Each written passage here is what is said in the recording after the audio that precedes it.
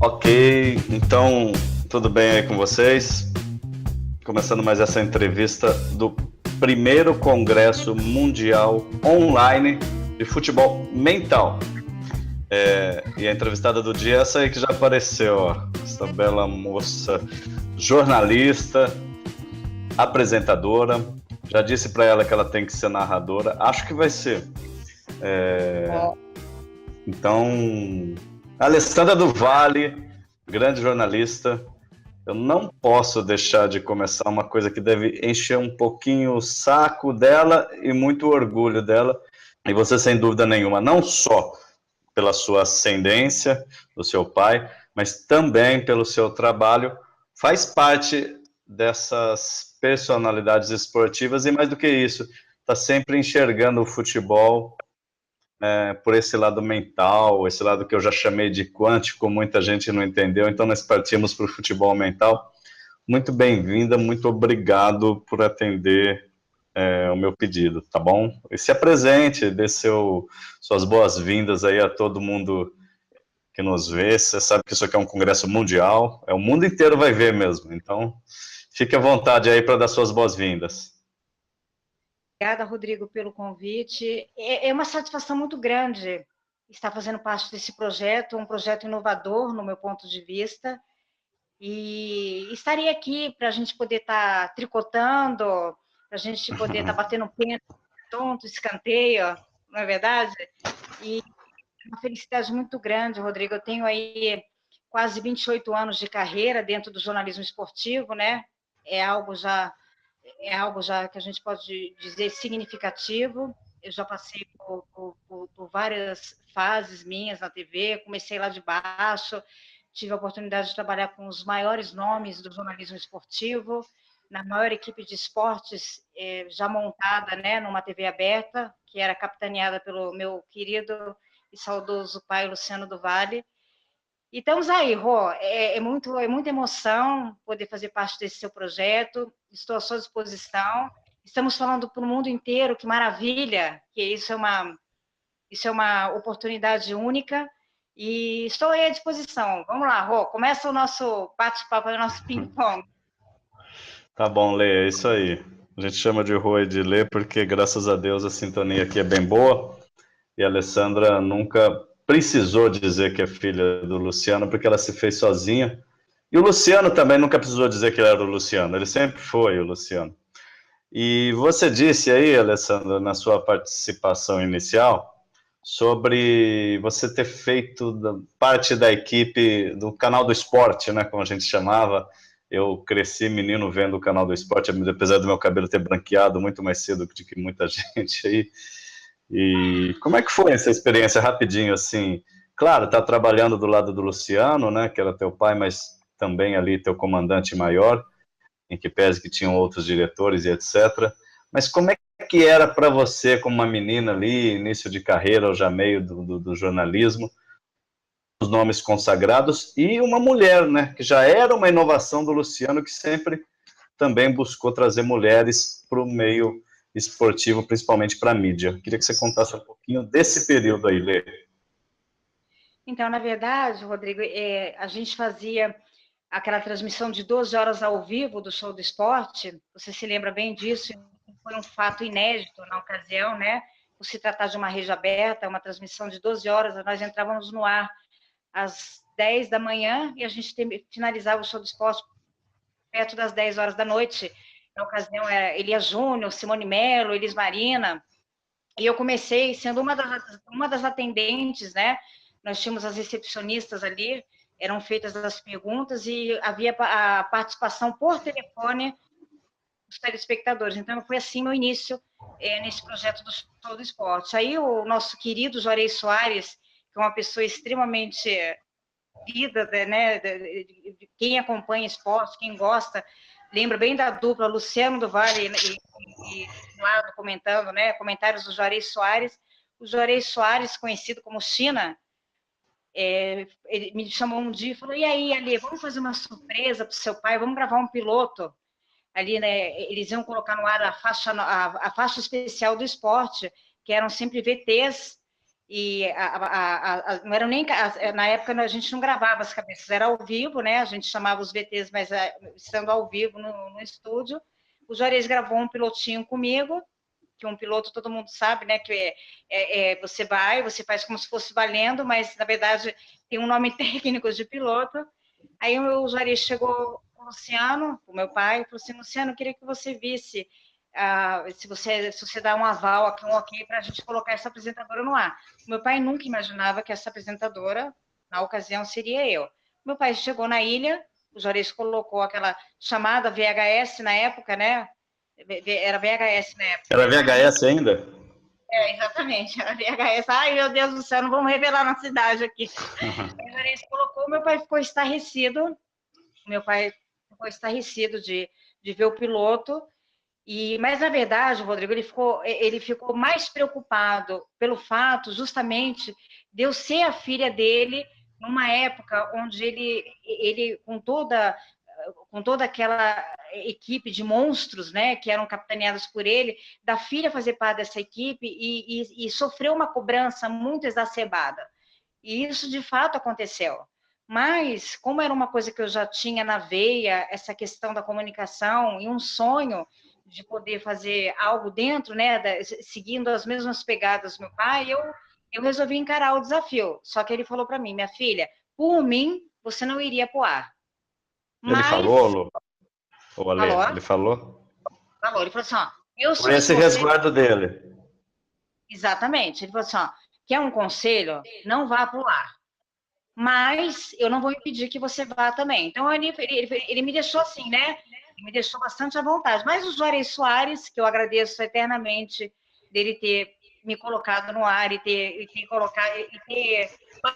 bancado a situação na época, fez com que eu, graças a Deus, encarasse esse desafio. Não foi fácil, porque realmente as cobranças foram infinitamente maiores, até que depois de um ano que eu estava no ar, eu ganhei um prêmio de revelação, a melhor apresentadora revelação de 1996. Eu diria para você que esse prêmio, Rodrigo, foi o prêmio do Cala a Boca. A minha vontade, porque aquelas pessoas que falavam pelas minhas costas, que a gente sabe que isso existe em todas as profissões, né? A gente sabe que isso existe em todas as pequenas, médias ou grandes empresas, em vários segmentos, mas aquelas pessoas que falavam muito que eu estava ali por ser a filha do Luciano do Vale.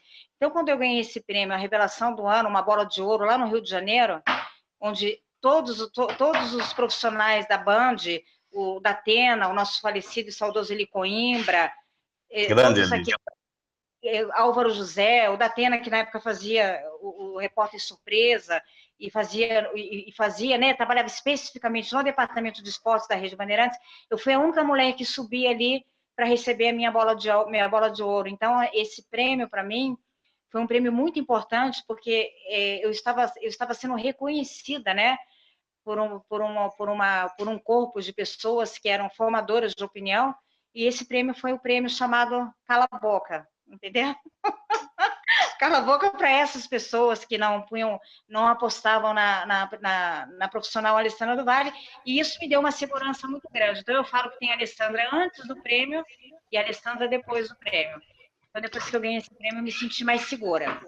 Bom, mas quem está vendo a Alessandra falar, a Alessandra do Vale falar aí, não precisa nem da história dos prêmios dela, não precisa, porque a Alessandra, para vocês terem uma ideia, e vocês estão vendo a tela um pouco cortada, ela está gravando do celular, a um pedido pessoal meu, atendendo um pedido meu, cuidando de 750 filhos ao mesmo tempo, na verdade depois ela vai dizer quanto ela tem, e fala com essa desenvoltura, então basta ver a Alessandra falando aqui, ouvi-la um pouco, para a gente entender por que ela ganhou prêmios, e olha, Lê, vai ganhar muito mais ainda, mas não precisa, você já é o grande prêmio do seu pai, dos seus amigos como eu, imagino que da tua família, então tá tudo certo nisso aí, a gente já calou a boca deles, vamos em frente.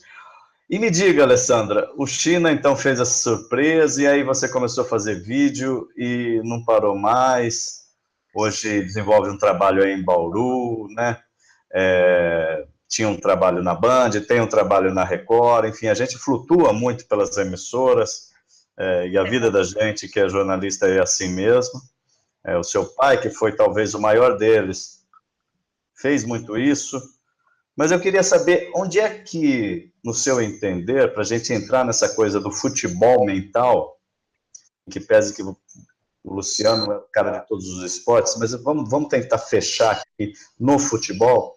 Onde é que você, crescendo com todas essas pessoas, tanto os jornalistas como os atletas também, onde é que você percebia o algo diferente, o algo a mais, e você falava assim, nossa, aquele fulano ali, ou aquela fulana, ela tem um pensamento diferente, é por isso que ela deu certo.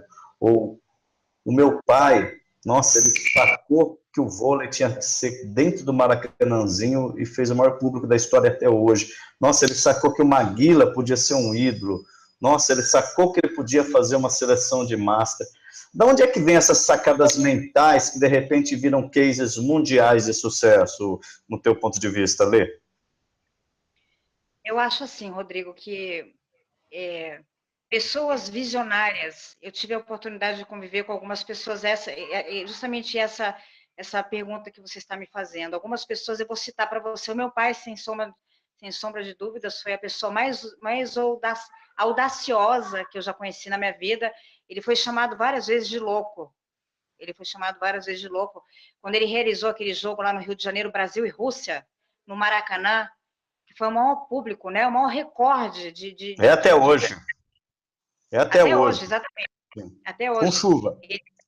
Se você buscar isso, se fizer uma pesquisa no YouTube ou no Google, aparece ele falando que ele foi chamado de louco, né, por muitas pessoas e várias vezes até pessoas dizendo que aquilo não ia se concretizar.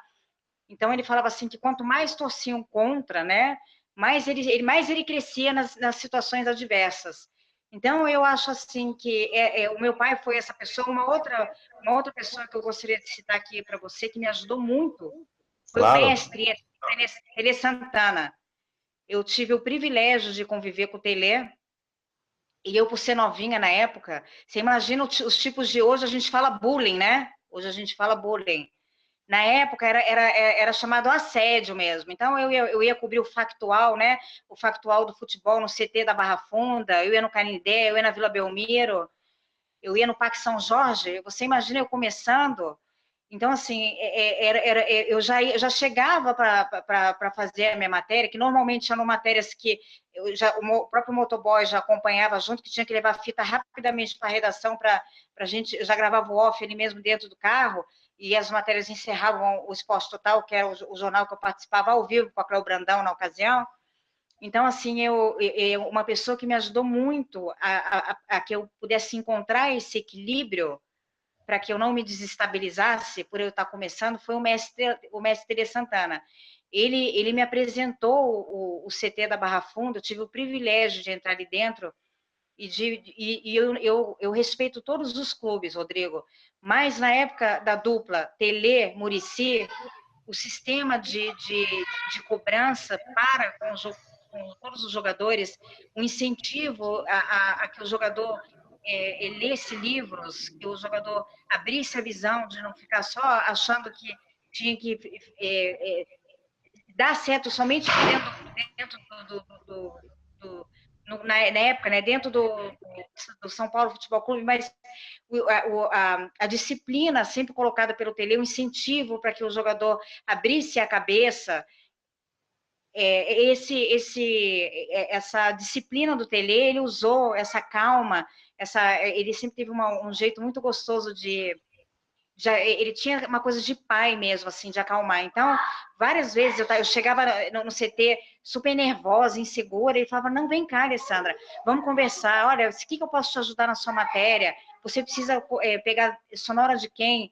Então, assim, o Tele me ajudou muito, Rodrigo. Então, assim... Até porque, né, Alessandra, você pode até complementar aí, o Tele, além de grande treinador, ele também, em períodos extra, períodos de vácuo da carreira dele, ele atuou como comentarista e ser o pai, assim como o Galvão está fazendo exatamente agora com o Muricy Ramalho no Sport TV, e muito provavelmente daqui a pouco tempo na Globo, o Luciano do Vale fez com o Tele, se eu não me engano, no SBT, depois na TV Bandeirantes, fez bastante, né, Lê?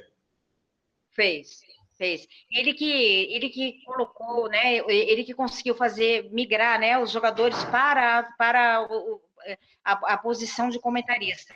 Então foi assim com o Rivelino, foi assim com o Gerson, o próprio Neto e tantos outros, né? O Edmundo. Foram várias pessoas que seguem carreira até hoje e se consolidaram, porque tiveram a experiência como jogadores e conseguiram transpor para a TV e conseguir fazer essa análise, né? Todos eles se deram muito bem. Você não vê nenhum que não tenha conseguido se manter depois como comentarista.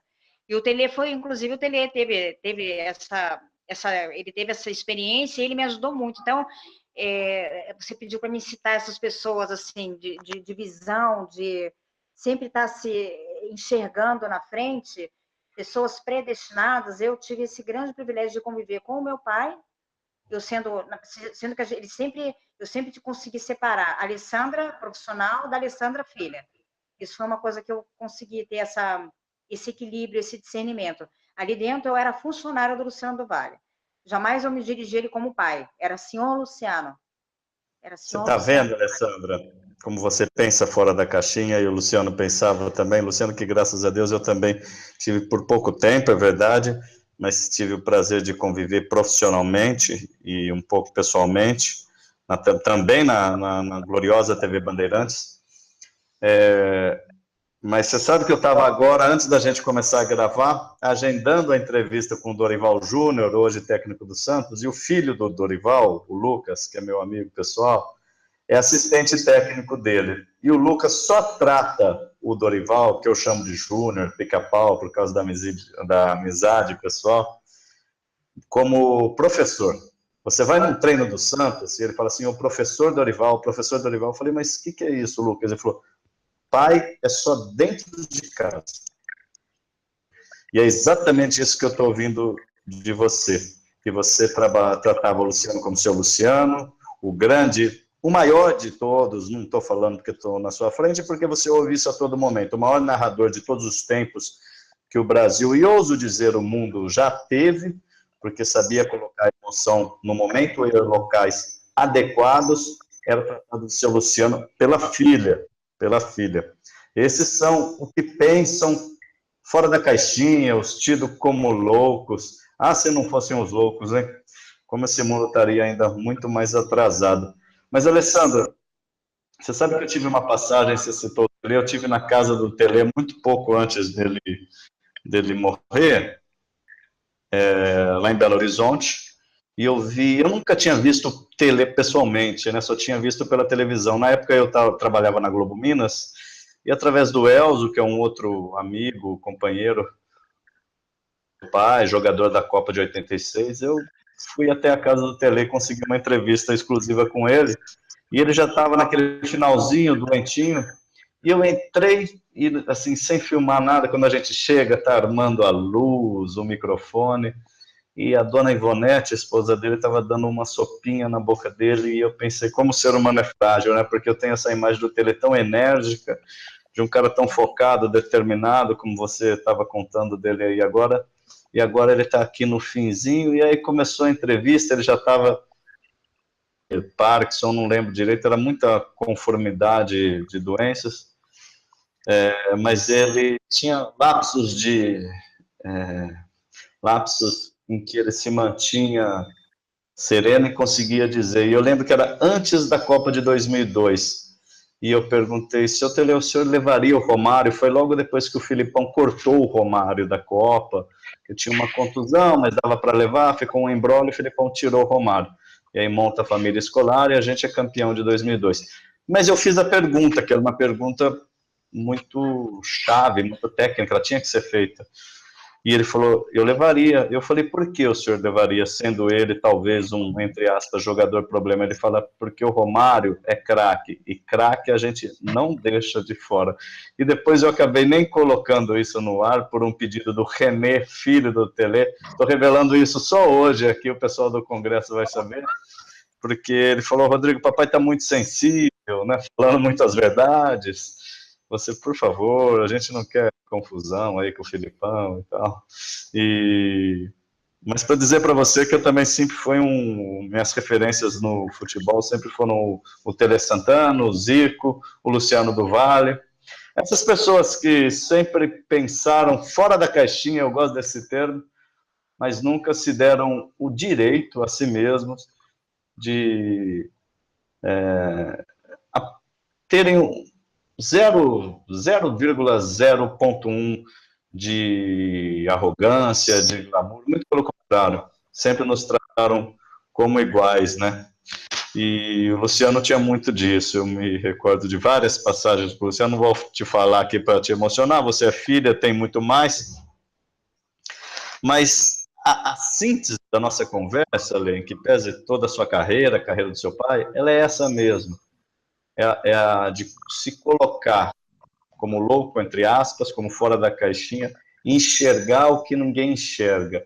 Muita gente dá certo na vida porque vai onde ninguém vai, né? E tem a coragem de ousar, de fazer. Eu gosto de chamar essas pessoas de fazedores, né? São os fazedores, vão lá e fazem. Fala um pouco disso para mim. E conta dos teus filhos aí, eu falei que tem 750, é um pouquinho menos, né? Então, eu acho que no mundo de hoje, Rodrigo, não tem, está ficando cada vez mais limitado espaço para gente normal. Eu acho que se a pessoa não tiver na contramão da normalidade, a pessoa, com toda essa tecnologia, essas informações todas que a gente tem, tudo acontecendo freneticamente no mundo inteiro. Então, se você não tiver algo, se você não tiver um upgrade de ideias, se você não tiver um pouco de loucura, você vai ser só mais um que vai entrar para a estatística de talvez que você pudesse ter dado certo. Eu penso assim, eu acho que a gente tem que ter um pouquinho de loucura, sim. Lógico que não pode ser uma loucura onde você não se faça se compreender, né? Então, você tem que ter, as pessoas têm que, elas têm que pelo menos entender da sua loucura. Mas eu acho que no mundo de hoje, verdadeiramente, espaço para pessoas normais, ele está praticamente se extinguindo. Então, é uma dica que eu dou. Procure sempre pensar em algo que você vai fazer a diferença, que você vai fazer com que as pessoas te olhem de uma maneira, nossa, será que esse cara é desse planeta? Tipo, será que é um extraterrestre? Lembra dessa polêmica que você gerou uns dias, falando de extraterrestre? Nem deu uma movimentada nas redes sociais. Eu adoro os extraterrestres. Então, é mais ou menos assim que eu penso. Eu acho que a gente tem que ter um pouquinho de loucura em tudo que você vai fazer, porque senão você vai ficar nessa estatística de mais um. Lê, fala um pouquinho até onde é teu limite da tua família. As pessoas têm curiosidade de saber quantos filhos você tem, onde você está morando, o que você está fazendo. Tem muita gente que lembra de você da época do Show do Esporte. Quer saber da Alessandra do Vale, então conta um pouquinho aí. Pode contar até do jiu-jitsu, se você quiser. Então, Rodrigo, o Gil é um esporte assim que me fez até lidar melhor com a aceitação da morte do meu pai, porque realmente foi a morte súbita, ela não avisa, né? Ela vem e leva a pessoa que a gente mais ama de repente. Então, infelizmente, eu precisei usar dos recursos da medicina, precisei tomar alguns remédios para que eu pudesse produzir serotonina, dopamina, justamente por eu ter uma família um pouco, hoje em dia, na contramão do mundo, né? Eu tenho 5 filhos homens, então as coisas giram em torno... 5 homens? 5 homens. Olha, eu ajudei a povoar o mundo, hein, Rodrigo? Vamos falar. Com essa escassez de homem, eu contribuí com a humanidade. Eu posso dizer para você... A mulherada agradece, hein, Lê? Vai agradecer você. Exato. E o meu filho mais velho tem 26 anos, o Lucas do Vale, que é um executivo super então, bem sucedido. Filho com 27, é isso? Teve um filho com 1 ano de idade. 10 anos. Vamos brincar um pouco. Não, eu fui mãe aos 18 para dizer, eu engravidei com 18. O meu filho mais velho quando eu tive o Lucas, o meu filho mais velho, eu tinha 19 anos. Na verdade, eu fui mãe com 18, com 20, 20 e pouco, 30, 30 e pouco e depois os 40.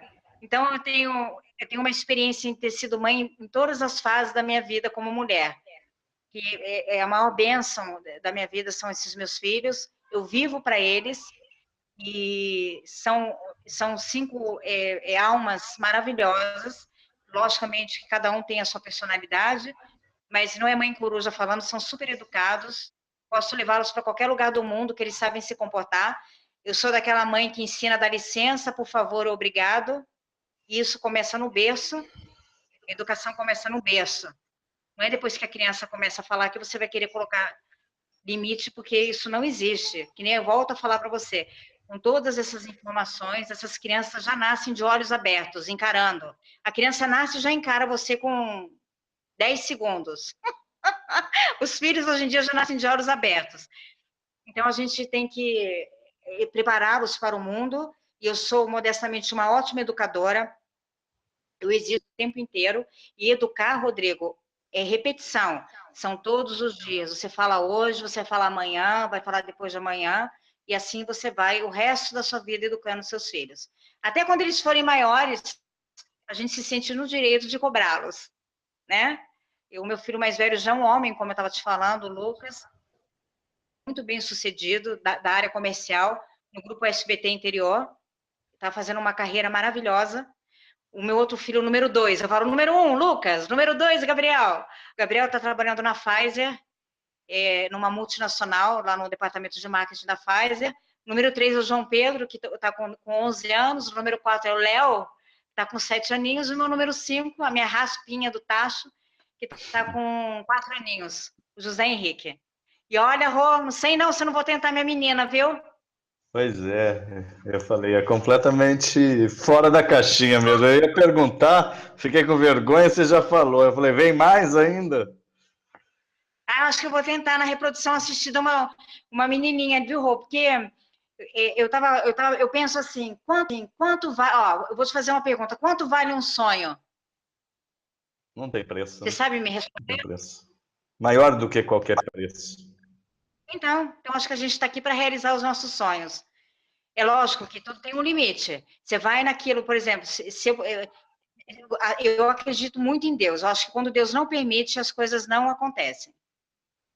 Eu creio muito nessa sinergia, nessa coisa do universo. Se for para ser, tudo vai conspirar. Óbvio, a gente tem que fazer a nossa parte. Mas eu acredito muito numa energia, isso independe de religião. Eu acredito muito em Deus. Eu acho que quando é para ser, tudo conspira a favor. O universo ele te empurra, ele te impulsiona para que aquilo vá dar certo. Quando não é para ser também, Rodrigo, não adianta que não rola. O universo conspira e transpira pela gente, né, Ale? Olha só, o papo aqui não é muito grande, é mais para dar um briefing mesmo da tua carreira, falar um pouco do teu pai, de você mesmo. Agora, e claro, dessas sacadas mentais que você vem dando desde o primeiro minuto, né? Porque você é rápida e fora da caixinha mesmo. Essa moça bonita aí tem 5 filhos, está pensando em mais um, é filha do maior narrador esportivo de todos os tempos e leva a vida como o Zeca Pagodinho diz na música, né? Também deixando a vida levar ela e vai fazendo essa sinergia, como ela falou agora. Agora, Alessandra do Vale, para a gente ir fechando. Se você tivesse que dar uma sacada só, e você conviveu, como a gente disse, com muita gente de sucesso, mas também com muita gente, como todos nós, que temos o nosso lado luz e o nosso lado sombra. Então, só para citar Campinas, que foi uma terra que eu imagino que você viveu por um bom tempo e deve ter raízes muito fortes lá, acho que tua mãe, né? Enfim, você tem um Benjamin Bons, por exemplo, que é um jogador que foi extraordinário, acima da média tecnicamente, mas ele morre bem ruim financeiramente, não que isso seja o valor maior da vida, mas me parece que muito sofrendo. O nosso maior exemplo de dentro de campo é o Garrincha, que morre alcoólatra, com aquele potencial monstruoso que ele tinha. E outros tantos, também no vídeo, né? Falar aqui sem problema nenhum para você, porque você é minha amiga. O Luciano é um cara completamente fora da média, o maior de todos, e a gente sabe que, vez por outra, ele dava uma afastada, também casou várias vezes, coisas que acontecem conosco diariamente, como você disse, e ainda bem que às vezes existem remédios, né, Ale? Porque ainda bem que o ser humano desenvolveu isso para se ajudar. Mas eu digo, por que as pessoas, às vezes, em determinados momentos, e talvez até por essa genialidade toda, elas não conseguem que esse foco seja total no lado luz, né? No lado positivo para elas mesmas. Eu não estou dizendo que elas estão fazendo algo errado, às vezes estão fazendo uma coisa ruim para elas mesmas.